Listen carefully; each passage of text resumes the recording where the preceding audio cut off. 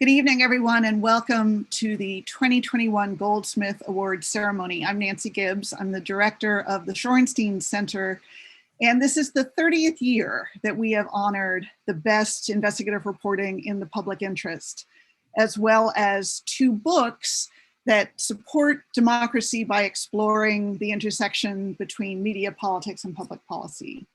We also tonight get to celebrate an extraordinary journalist whose career has enriched our political discourse and our society.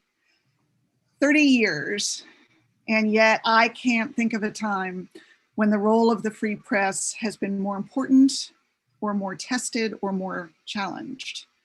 2020 was an explosive year of news. Global pandemic, economic upheaval, social protests, a historic election that touched every household, every community. And given the stakes, journalists had to find ways to do their jobs really well while protecting themselves and their families. Their service to not just the health of our information ecosystem, but to all of society has rarely felt more urgent. The Goldsmith Awards were founded in 1991 thanks to the generosity of the Greenfield Family Foundation, which has supported it every year since.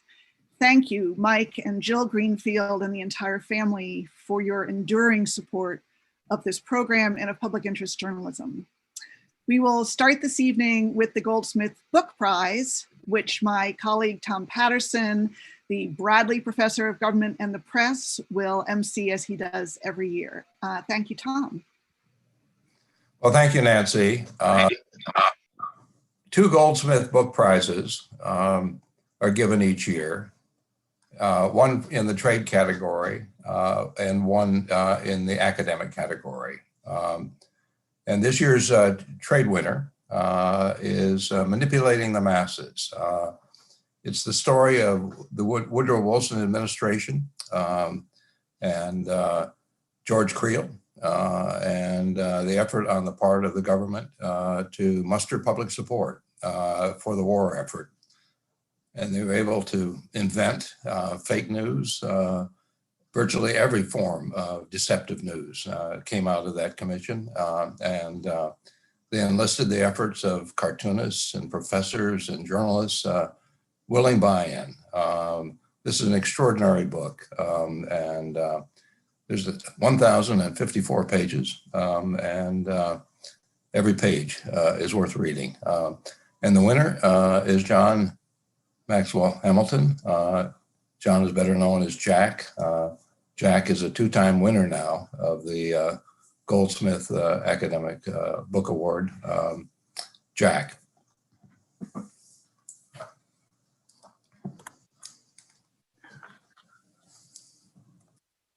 It's over to me, is it? Thank you, Tom, very much. You know, it's a great honor to have been a fellow at the center. From when I wrote my previous book. And I appreciate very much getting this award. Obviously, it's an honor to get the award, and I view it as such. It also helps, I think, with a goal I have with this book is to promote debate and recognition of the fact that our presidents have achieved so much power to use taxpayer dollars to tell us what we ought to think. And this is a real assault on democracy that begins with the CPI, but becomes each year more dramatic as a result of the declining number of journalists who are in Washington to guard against abuses by the president and the arrival of so much technology, which accelerates the ability of presidents to manipulate our thinking. So I thank you very much for this, Tom, and I thank Nancy for this, and I thank the Center for all of its support over the years. Thank you very much. Good, thank you, Jack. As I mentioned at the beginning, we also give the Goldsmith Book Prize in the trade category. And the winner this year is Aristocracy of Critics. It's a marvelous book. It's about the Hutchins Commission and what happens when you put a dozen of the country's best intellectuals together. It's not only a story of the writing of that particular report, the famed Hutchins Commission report, which was a damning critique of the press, which argued that a free press is not enough. You also need a responsible press, a press that is responding to the citizens rather than to profits or to the powerful. It's just a marvelous page turner. I think once you start on this book, it's almost impossible to stop. It's not simply about the writing. It's also about the clash of egos and personalities among those 12 writers who were brought together by the University of Chicago president at the instruction or the direction of Henry Luce of Time magazine. And they came up with this document that's been an enduring document. That's the winner of our trade book this year, Aristocracy of Critics, Stephen Bates. Stephen. This is a very great honor to me and the book, and I'm very much appreciative of it to you and to the Shorenstein Center. Thank you very much. And now back to you, Nancy. Thank you, Tom, and congratulations to both of you. Through the years, the Goldsmith Prize for Investigative Reporting has celebrated some of the most distinguished reporting projects that have changed how our institutions function, how power is wielded, and how our civic life is conducted. This year, we had more than 150 nominations for the prize from news organizations from Alaska to Florida, representing local, regional, national outlets. Given our virtual status, we used this year to build a new online home that brings together the winners and finalists, not just of this year, but from the past. So if you want to dive deeply into some of the really best public interest journalism of recent years, you can visit goldsmithawards.org to learn more about this year's and past year's finalists.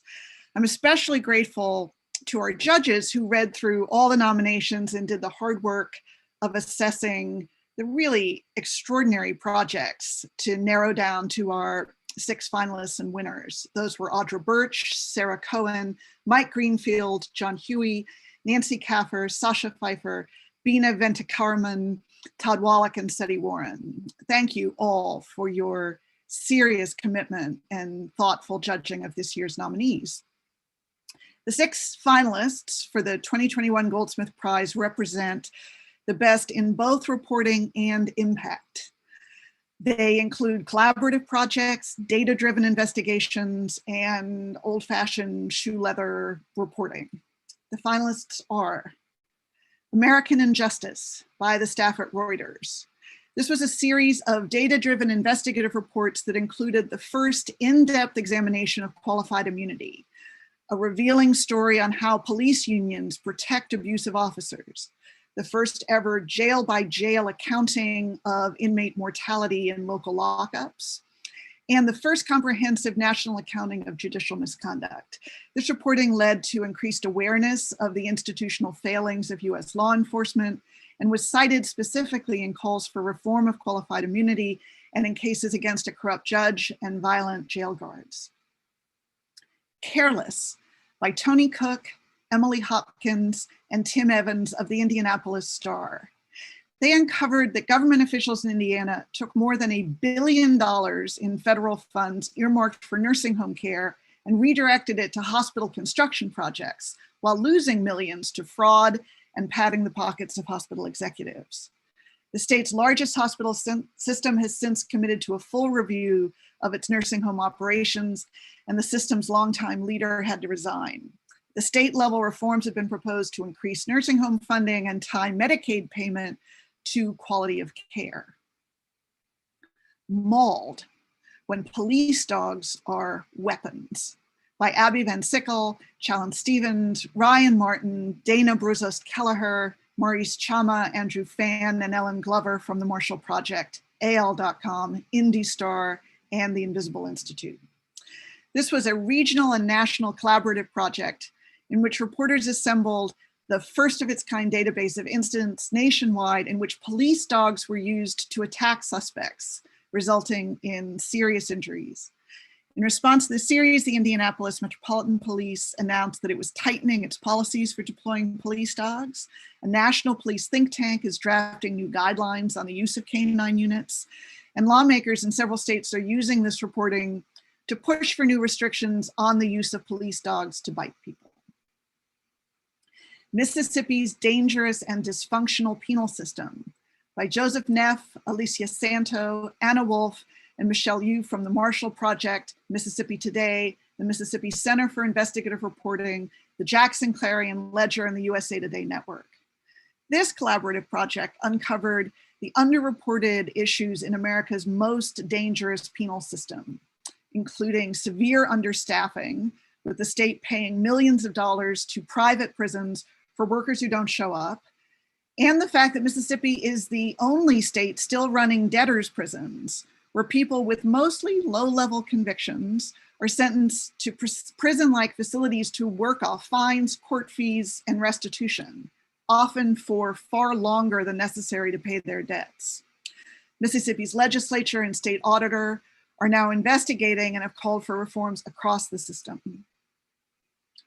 Restoring Healthcare for Pacific Islanders After Decades of Unfilled Promises by Dan Diamond at Politico. He documented firsthand how the Marshallese Islander population in the United States was ravaged by the COVID-19 pandemic after decades of being denied healthcare benefits that they were promised in an international agreement after their islands were ravaged by nuclear testing in the 1940s and 50s. As a result of this reporting, Congress finally restored the Marshallese Islanders' healthcare in 2021. Targeted by Kathleen McGrory and Neil Betty from the Tampa Bay Times, who discovered that the Pasco County, Florida Sheriff's Office spent nearly a decade secretly collecting data and building an algorithm designed to predict which residents were likely to break the law. Using this algorithm, but often without probable cause or evidence of crimes, the department continuously monitored and harassed nearly 1,000 residents over the course of 5 years. As a result of this reporting, state lawmakers have filed legislation to curb this style of policing in Florida.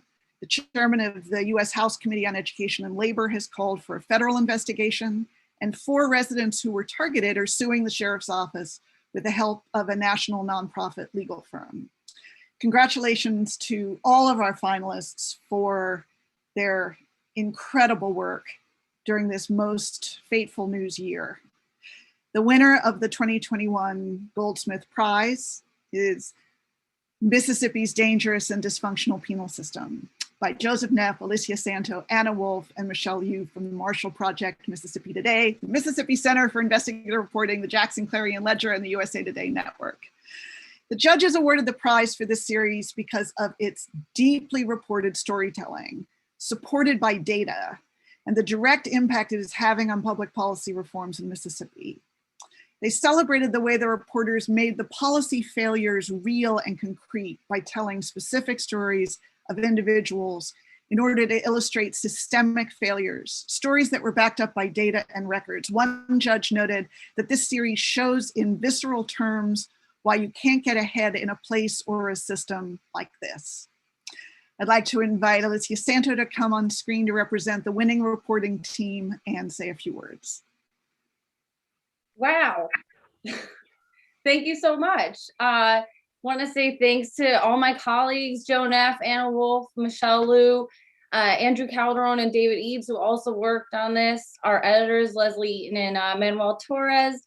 And we want to just say thanks also to the rest of our team, and a big thanks to people who bravely spoke to us about their experiences working and living in Mississippi's prisons and its debtors' prisons. None of this reporting is possible without the courage of those who live through these systems to speak about the injustices that they experience. So thank you so much. Congratulations to you and to your entire team for extraordinary, enterprising reporting on such a critically important issue. That Goldsmith Career Award is given every year for outstanding contributions to the field of journalism and for work that has enriched our political discourse in our society. This year's winner is Steve Engelberg, the founding managing editor of ProPublica and its editor-in-chief since 2013. At ProPublica, Steve has revived and redefined investigative journalism in the public interest when it is needed most. When traditional newsrooms faced tectonic shifts in their structure and business model, ProPublica filled an urgent need for deep investment in reporting that holds the powerful to account. His intelligence, independence, and commitment to giving reporters the time and resources they need to do great work is reflected not just in the many prizes ProPublica has won, but in the impact its journalism has had. Democracy is stronger thanks to his vision and enterprise and leadership, and we welcome the chance to celebrate his career achievement. Steve. Good evening. Good evening. I've now sat in on the judging of the Goldsmith Awards 3 times, and one constant has been that ProPublica will be represented heavily every time as we start to narrow down. We're now accustomed to incredible reporting coming out of collaborations, coming out of nonprofit newsrooms, that I think it's easy for us to forget how unusual your model was, how unusual ProPublica was when it launched. Usually newsrooms compete against each other. We try to make money. So can you explain the circumstances, remind us of what made ProPublica so necessary and what attracted you to jump into this novel and at the time, very unusual approach to investigative journalism? Sure. I mean, first of all, the crucial sort of founding moments in ProPublica are in the hands of Herb and Marion Sandler. They're no longer with us, both of them, but people who were deeply committed to the notion that you can't have a democracy without journalism. So they were willing to start this organization and give us initial funding so that we would be able to build something and, not have to immediately have a go out and raise money, having published nothing. So that was a 3-year sort of running head start due to their vision. And the second thing that both of them believed very strongly in, which I must admit took me a while to get my arms around, was the notion that if you have an infinite number of investigative targets, you should pick one where you're going to try to get impact. And, we don't just want to tell sad stories. We want to tell stories that actually change things. As you mentioned in the introduction tonight, to the winners and the finalists. I mean, these are all stories that made a difference. And then I have to say the sort of third element that was really striking.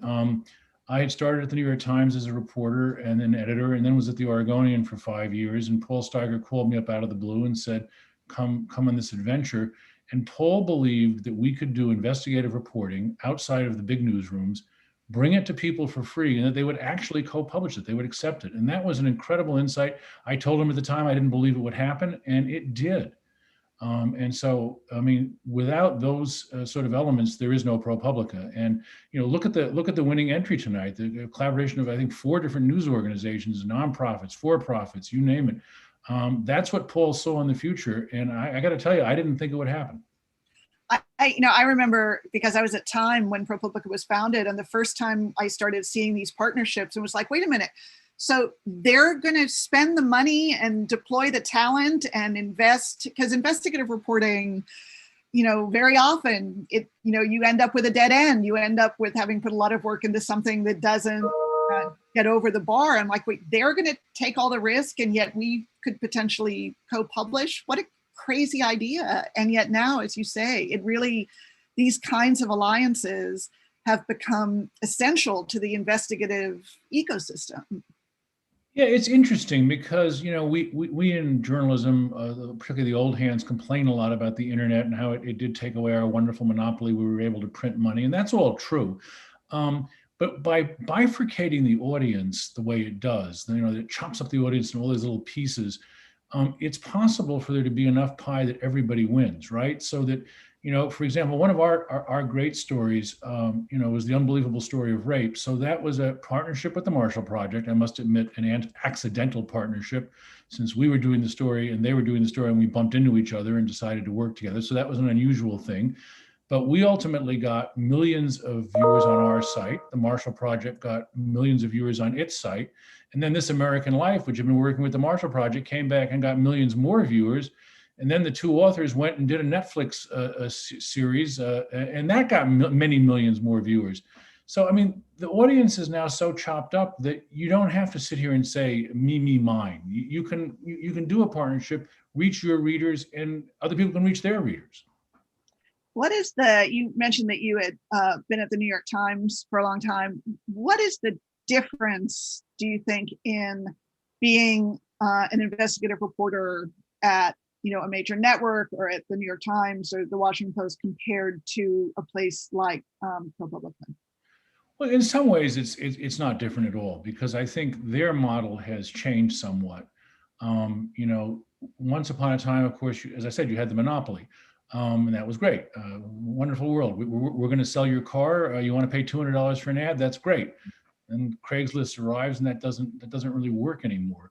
But now the model is, I think, the successful sort of internet publications like the New York Times, the Washington Post, we're going to do great, amazing stories. And we're going to do it often enough that you just have to slap down a sum of money every single month, every year to underwrite our journalism. And so I think we're very much now in the same place. There was a period when I was an investigative reporter at the Times in the 80s and 90s where it was much more about competition with the other guy, and could we do it in 2 weeks or 1 week? And we were much less about sort of signature projects and much more about just sort of winning, the sort of, particularly in Washington, as you and I work, the sort of day by day, week by week competition. I think now people still want to win that, but there is a sense that you have to have some signature things that really make a subscriber plunk down their money. And for our perspective, we are trying to do the same in a way. Our business model is to get donors to believe in us to the point where they will want to help fund us, and they fortunately are. Are there qualities that you think most great investigative reporters share? Well, it's funny. I answer this question in different ways. How to put this? I think all great investigative reporters have very mild amounts of what we would call mental health concerns, which is to say, we do like a modest amount of obsessive compulsive disorder. If you can't leave the house because you think the oven is on, that's bad. But if you check a couple of times, that's probably okay. So we really like people who are really worried. They sweat the details. They're a little obsessive. And I would also, at least personally, argue that great investigative reporters have a little bit of the imposter syndrome. They really do believe that they're only a couple of stories away from being fired. And so they're going to just outwork everybody to prove they're not an imposter. If you have those two qualities, you're probably going to be pretty good at it. Of course, I'm half kidding around here, but I do think great investigative reporters come in many, many different sizes and shapes. I've seen at ProPublica, we have very extroverted people who are just, great at door knocking and getting people to talk, that they've never met. And we have deeply introverted people who have, other kinds of skills that drive them often to the same level of success. So there is no one size that fits all in this business. It is to a great extent about, drive and, curiosity. I'm going to ask you to be immodest, but the reporters, especially at events like this, get lots and lots of credit as they deserve for their wonderful work. But the work of editors, and especially the editors who manage investigative reporters, for partly the reasons of their obsessive nature and the risks that they're maybe prepared to take, and all sorts of reasons, that it takes a particular kind of editing skill set.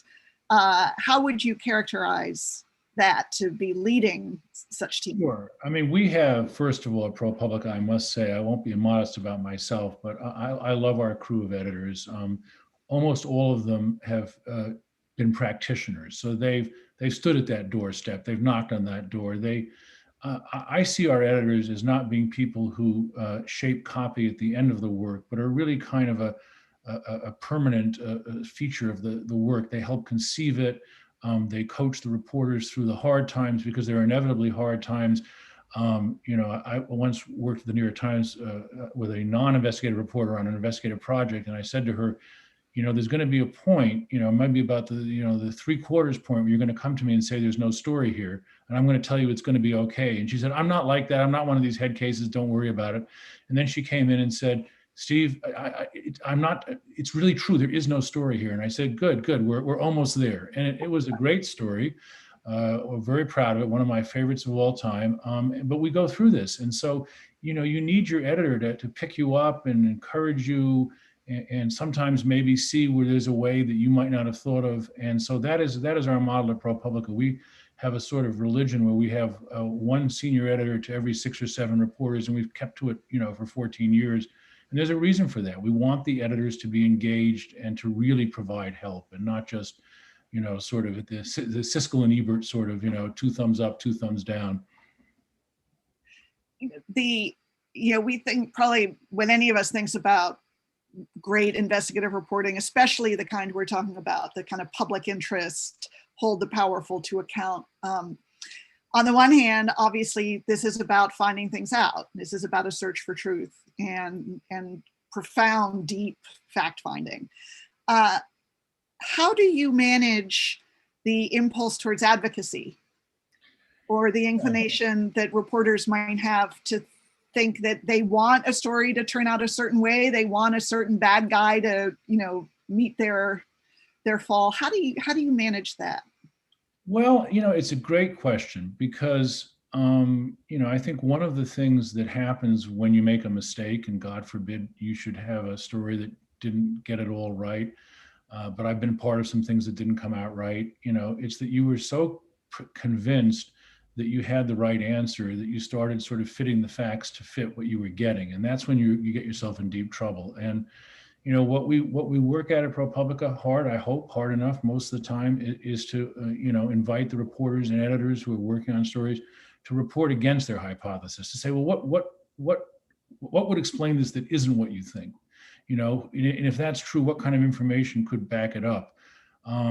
Because you really, really, really, want to sort of be very, very careful. As you say, these are things that are life-changing. And in today's world, you put something out there that isn't quite right. There is no place, as famously as a cabinet secretary once said, there's no office to go to get your reputation back.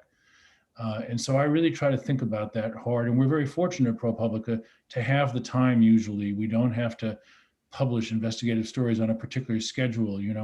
I always said I didn't want to ever work at a place with Health Tuesday, because sure enough, there'd come a Tuesday when your health story collapsed, and then where would you be? So we publish our stories when we're ready, and that's a great privilege, and it a great responsibility, therefore, to get things right. It was only a year after you launched that the financial crisis hit. Huge news story. How did you handle that, and how did you think about that, and how ProPublica would approach it as opposed to how every other newsroom was going to? Well, first of all, of course, it was a moment of great panic. I mean, we now laugh about this, but Paul Steiger and I had drawn up a list of hires on a yellow pad one day. It was in big letters, a thing that said investigative reporter / financial, and we hadn't yet filled that job when this crisis hit. So there was a moment of, oh my goodness. And we did do a lot of shifting around. We asked the question, what would accountability journalism look like? We did not have a business staff, or a group of trained people, and a number of people in the place volunteered to cover this thing, which was difficult. And we ultimately, I think, did a great job looking at, for example, a specific thing where accountability was very necessary, which was, why could the Obama administration not do more to help people who were behind in their mortgages? There was a whole program for that. It was very flailing. And Paul Keel of our staff became America's leading expert on that subject. There was a bailout. One of our other reporters became so committed to it that first we had a thing tracking it online, an actual online computer, interactive, that you could follow all the grants. He later wrote a book about the bailout. So, people sort of found lanes where there were real clear accountability questions. And we learned a lot about banking, which many of us, myself included, didn't know. And it's come in handy since, I would warrant. I think other than 2008, the other year I think of as a bit of a fulcrum for a lot of newsrooms was, of course, 2016. Mm-hmm. And I'm curious about, to the extent you're not doing the kind of day-to-day coverage of a White House that, a lot of newsrooms would do, but obviously what is happening in an election year, and then when a new administration, especially a particularly unconventional administration, comes into town, it changes a lot of dynamics. How did you and your newsroom respond? Were there things that you started doing differently? Very much so. It was not entirely predicted this was going to happen. In my mind's eye, I was planning investigative reporting on the Clinton Foundation, and then suddenly here we were. We had massive shifts of personnel in the office. A whole new sets of beats were created.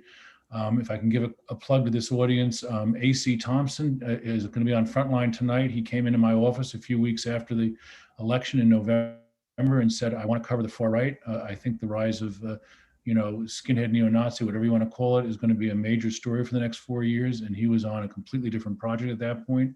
And I said, go do it. And it's on Frontline tonight at 10 o'clock. And in many of your viewing audiences, I hope everybody gets a chance to watch it, because this is the third of 3 major installments that he's done on this subject.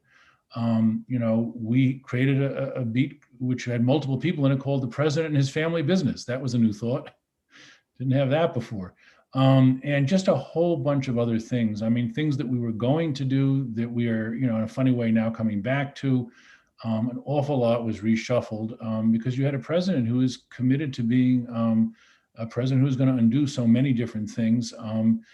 We honestly, truthfully, I think had underplayed and undercovered the immigration beat. Back in that earlier inflection point, you said I made our immigration reporter a banking reporter. We never hired one. So we were kind of on and off in immigration investigations until 2016, in which we really committed people to it and found very important things. So, it was a massive reshuffle. As you think about that, so interesting in the lead up to 2016, are there other stories that you feel were undercovered that maybe as we look back on 2016 and since we now think of differently? Yeah, very much so. I mean, I do think immigration is important because, when I had been an immigration reporter and had kind of lost sight of it myself. And so, when we started writing some of these stories, I started putting in paragraphs like, this is, there are going to be far more deportations. And the author would come back to me and say, what are you talking about? Obama's the record deporter of all time. And it was like, really?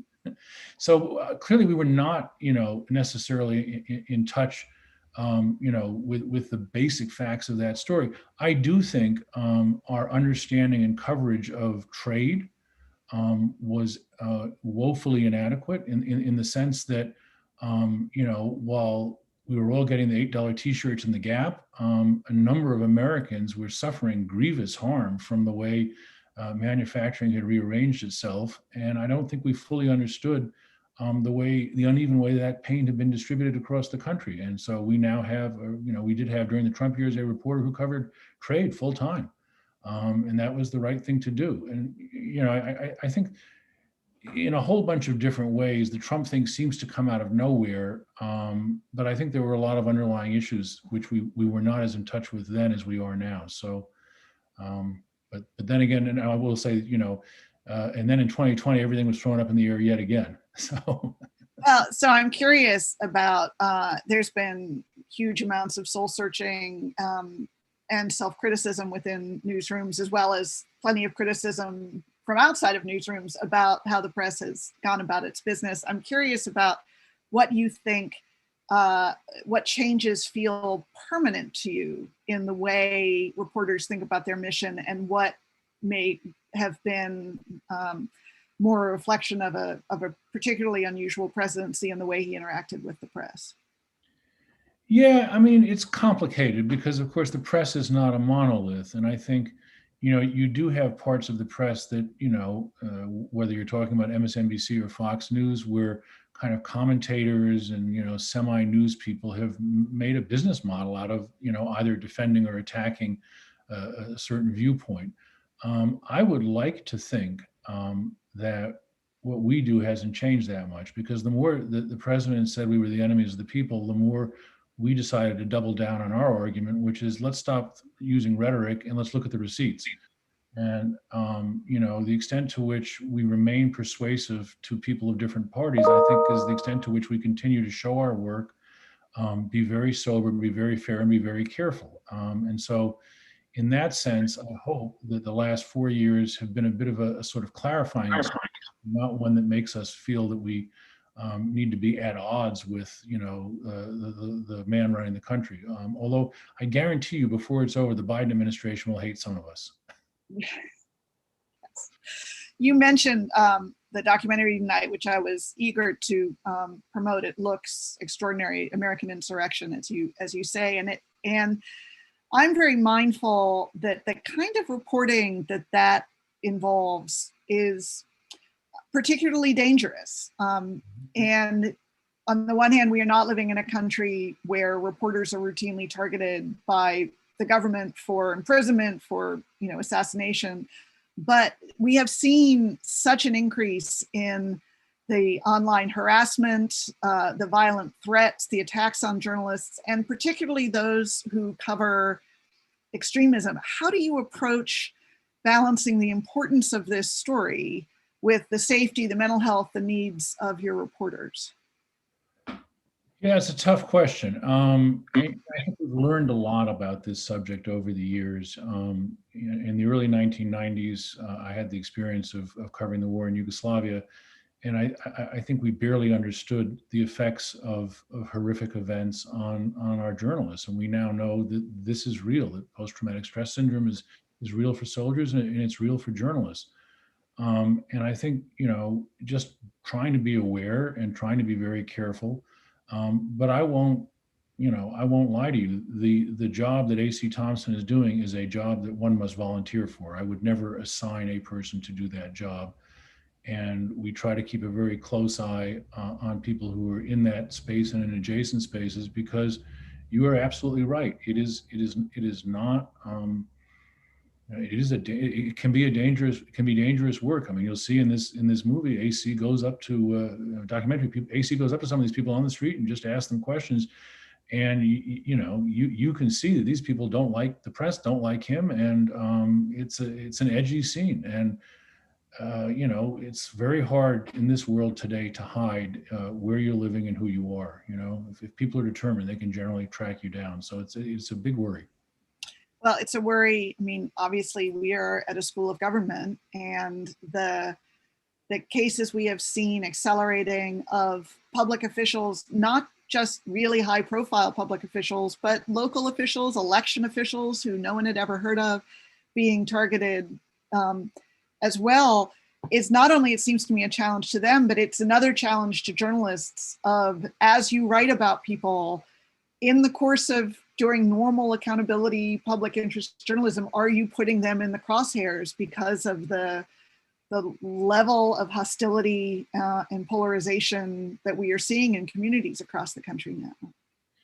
Yeah, it's interesting to wonder, because I was a bit of a pessimist. I think in general, investigative reporters are actually optimists. And this is maybe an interesting counterintuitive viewpoint, but we are generally people who believe that if only the vast majority of our fellow citizens knew the truth, they would, demand better, right?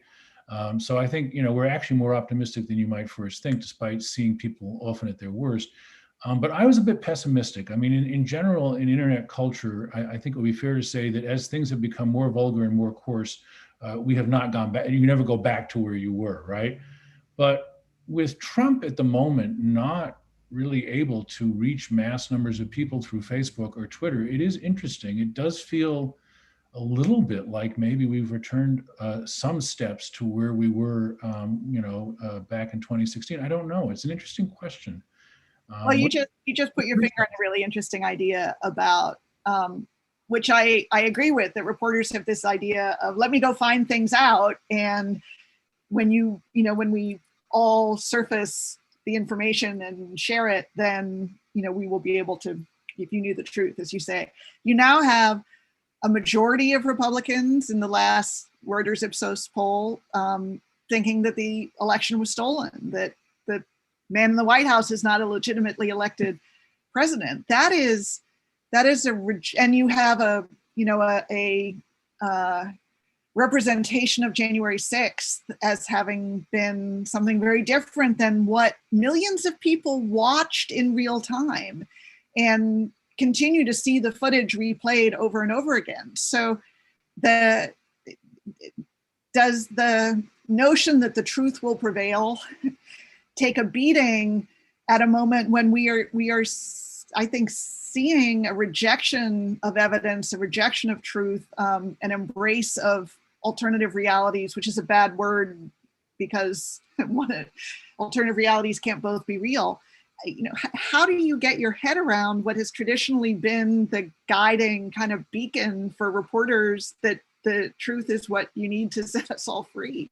I mean, I do think, look, I wouldn't say that nothing has changed over the last 4 years, but I think the extent to which everybody got up in the morning with an open mind may have been overstated. And I think we have a sort of very rosy view. You know, back when there were absolutely no metrics really of any kind, as an author for the New York Times, I used to imagine that every day 1.3 million people would get up and read my story on the front page. And we now know that was probably not true. In fact, it might not have even been 20,000, right?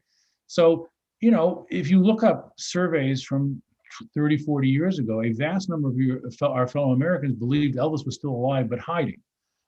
So have people always, you know, just been perfectly rational? No. I mean, I believe there is still a critical mass of Americans who can be persuaded when they're shown the facts, when they see the receipts. And that's what we're dedicated to doing. That's what all of my colleagues in investigative reporting are dedicated to doing. And we know we're not going to persuade everybody, but I don't think we ever did. I'll admit to you that the percentage of people who are less persuadable is probably higher today, but you know, I still think there's enough people out there. I'll give you another example. I mean, when we did start covering immigration, the very fine reporter Ginger Thompson, you may remember, got that tape of children being separated. Everybody believed a lot of things about that, but after that tape was aired, even the Trump administration had to stop. So it's not like people can't be moved by facts. The tape recording was unarguable. And when people heard it, they knew what they were listening to, no matter what the White House said. They knew exactly what they were listening to. You didn't have to speak Spanish to understand what that child was going through, and that had an effect. So yes, there are more unpersuadable people, but I still think it works.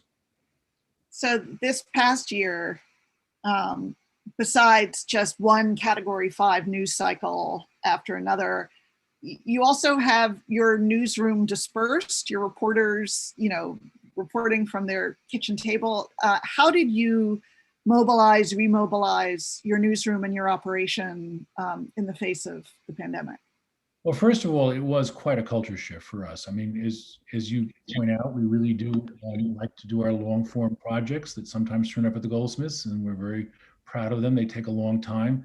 Suddenly we were doing stories, you know, in a matter of days or weeks because the news was moving that quickly. And so that was a real change of paradigm, a real shift for us. We were not, you know, neither our editors or reporters were accustomed to the pace of trying to do accountability journalism in such a compressed time frame, and often without knowing the kind of, you know, without the kind of quantitative backup that we love so much.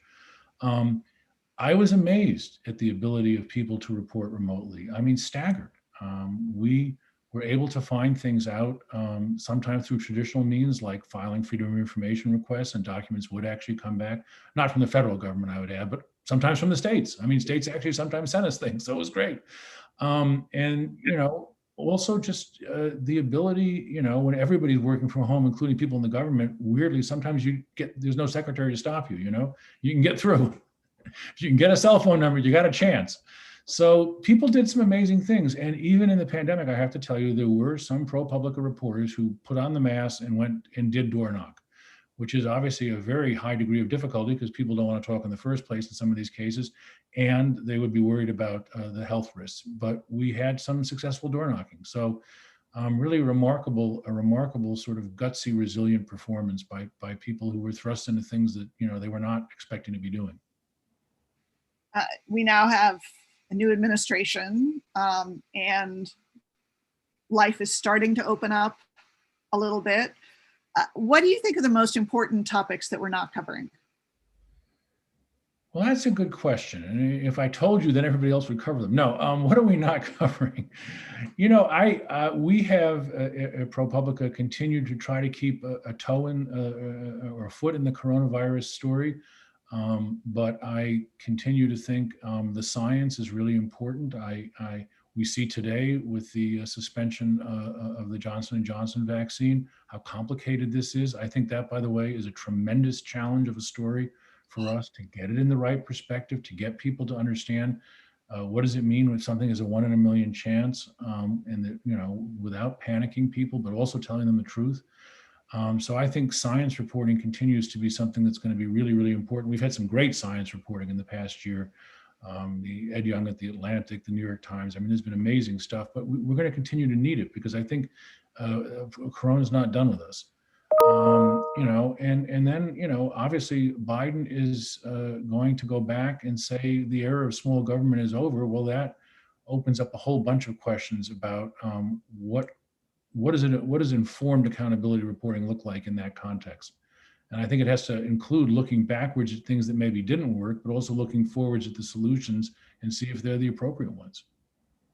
Well, since we are virtually at the Kennedy School, that leads me to ask you what advice you would give to future public officials in how to deal with the press.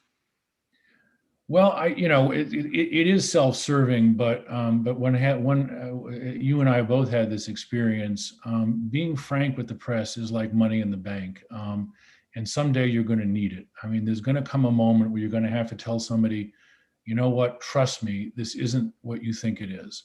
And if you've been lying to those people all along, they're not going to trust you. And I think you see this over and over and over again in your life. I mean, the difference between sources who have been straight with you, even sometimes when that was not the best thing for them in the short run. That is, you were depositing it into a bank account that you may need someday for a very rainy day. I mean, I've covered people when hurricanes arrived. I was a reporter on Iran-Contra, right? So that was a hurricane, and some people had money in the bank, and some people I didn't believe. So, I think that's still the central lesson. This business about we're going to spin this. I mean, I think journalism organizations have seen this, right? We've now become the subject of investigations. If you think you know something and you're going to keep it a secret, I would say think again. It seems to me almost everything gets out in the end, government and journalism and media. Whatever we'd rather people didn't know, they find it out. Right, there are no secrets anymore. Not really, no. I want to invite our students into the conversation. The first will be from Noah, who is a student at the college. Nice to meet you. Nice to meet you. Thank you both so much for this awesome and new discussion. I'm interested in expanding on something that you said at the beginning, Stephen, which was that you can't have democracy without journalism. I think that feels particularly salient hearing the nominations tonight and the ways in which the steps government took to reform some of these issues once the issues came to light. I'm interested in hearing your opinion on whether we should see that as a normal feature of our democracy, or is that a sign that something deeper might be a little bit broken, that these issues need to become public in order for them to be fixed? Well, it's funny. I'll tell you a funny story. At one point, we were early on. Dick Toffel, the president of Republic, and I were talking to a funder, and he said, a potential funder, and he said, "Well, have you thought about this threat to your business model? I mean, if you do your job right, you'll get rid of all the corruption, and then what will you do?" And we were both kind of flabbergasted because, trust me on this, Noah, there's enough corruption to keep us all going for a very long time and enough things to cover. I don't think we're ever going to run out of subject matter because, ultimately, there's so much to learn.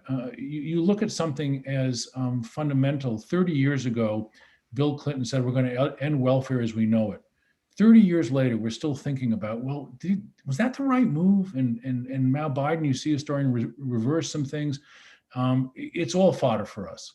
We can look at what was done. We can look at whether it worked. We can look at what would have been better. We can look at what other countries do. I mean, I feel confident we are never going to run out of things to investigate. And that's not a bad thing. That's a good thing. Noah's question tees up something I'm curious about.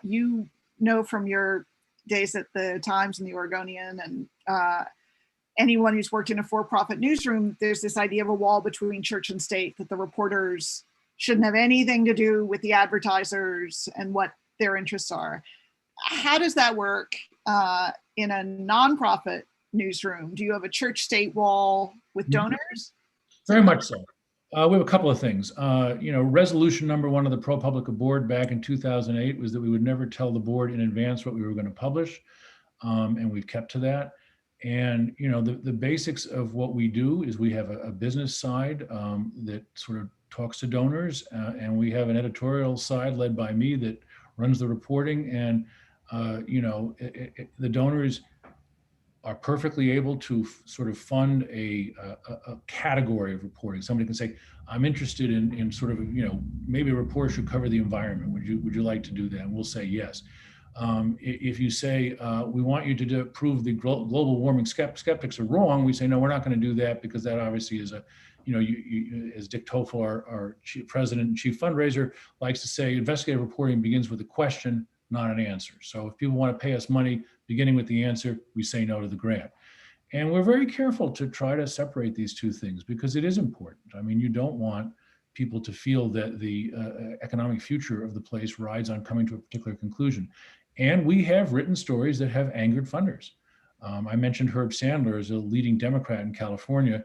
We started out writing about gerrymandering all over the South, but then discovered that the most gerrymandered state in the country was California, which was gerrymandered by the Democratic Party, all of whom were friends of our founder and chief funder. So he heard from them, and he said, that's fine.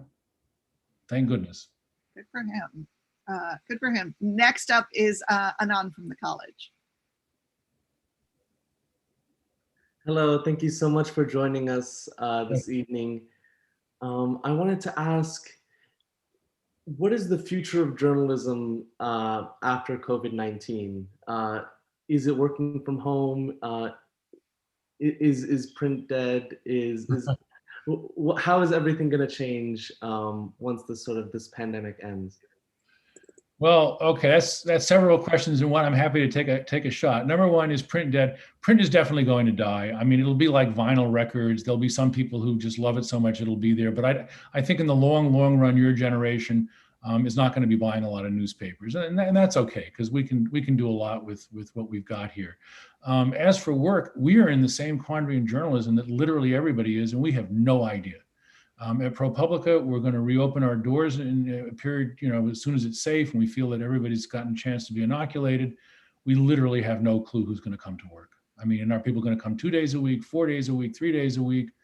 I myself don't know what I'm going to do. And I think, we will see how it goes. I mean, we have definitely gained some things in efficiency by doing it this way. And we've lost all that wonderful serendipity of standing in the break room and having somebody walk in and somebody else walk in and start a conversation. So I hope we get some of that back, but I have no idea what the world of work will look like come, post Labor Day 2021. Who knows?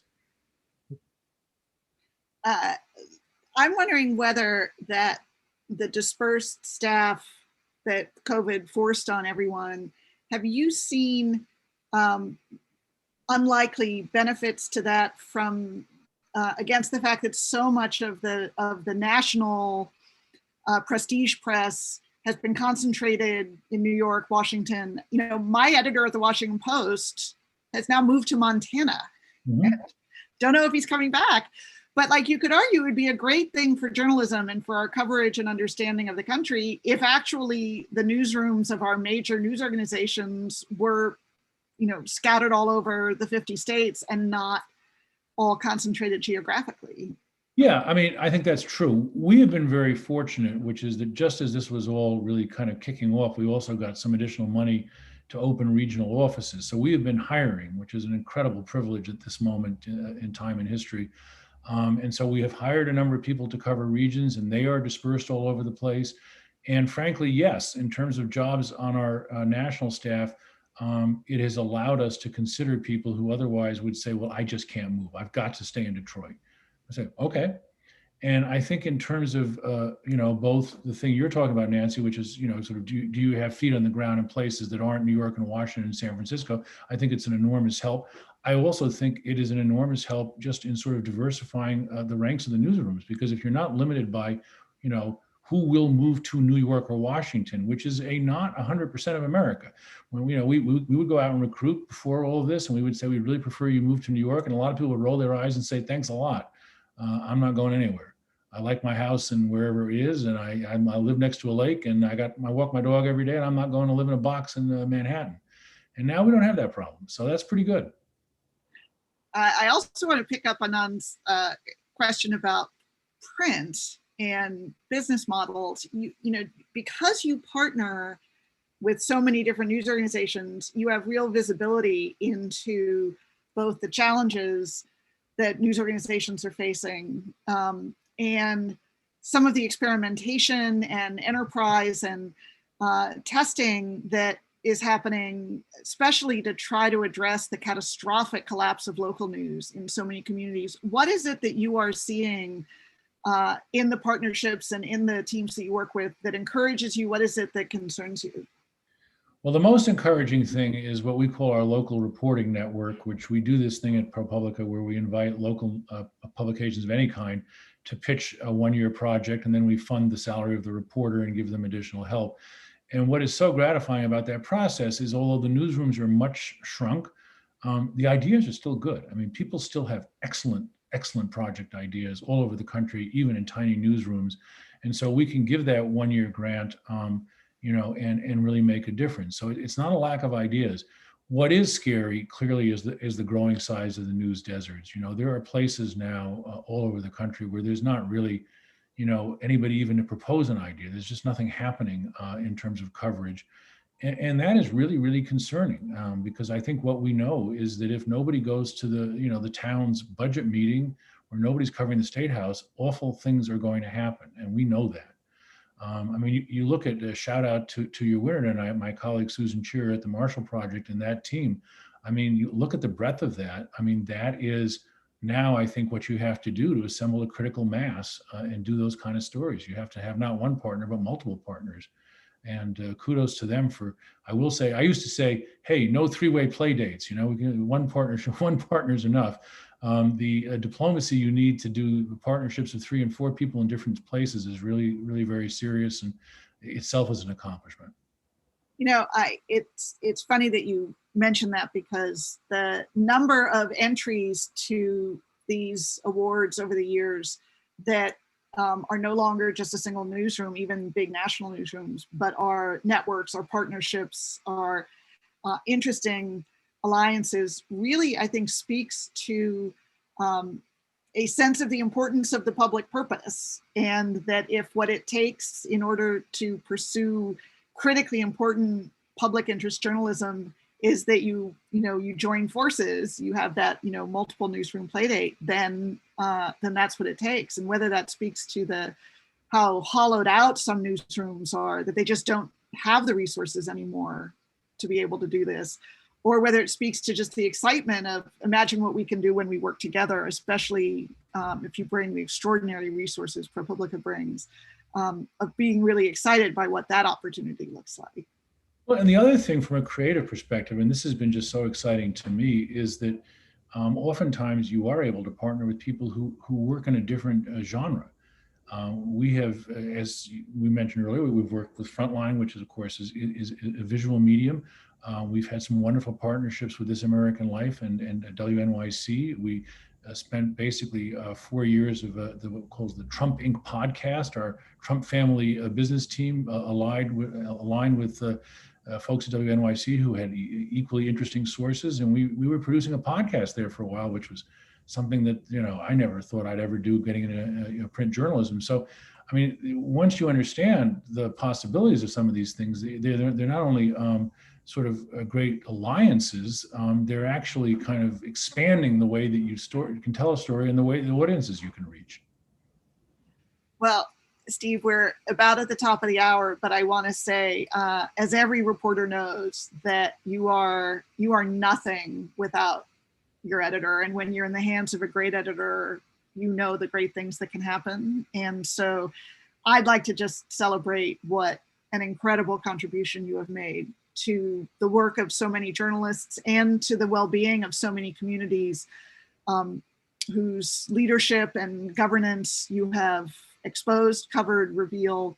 It's really an honor to get to celebrate the work that you've done, that your team has done, that ProPublica has done. And again, of all of our finalists and of our winners tonight, congratulations to all of you, and thank you all for joining us. We will see you again next year.